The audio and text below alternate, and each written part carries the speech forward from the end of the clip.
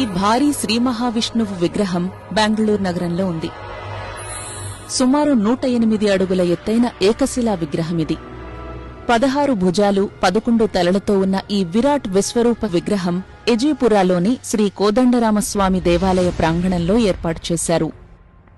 తమిళనాడులోని తిరువణ్ణామలై దగ్గర కోరుకొట్టై గ్రామం నుంచి 600 టన్నులకు పైగా బరువైన రాయిని దాదాపు 350 కిలోమీటర్ల దూరం ఎన్నో వ్యయ ప్రయాసల కోర్చి బెంగళూరుకి తరలించారు.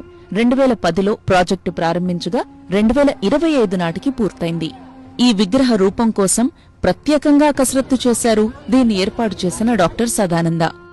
ఈ విగ్రహానికి ఎంత ఖర్చయిందో లెక్కేసుకోలేదు అంటున్నారు సదానంద. మేం తక్కువ మొత్తంలో అయిపోతుందనుకున్నాం, కానీ అలా జరగలేదు. బహుశా రాయి, రవాణా, శిల్పం వరకు 8 కోట్ల వరకు అయి ఉండొచ్చు.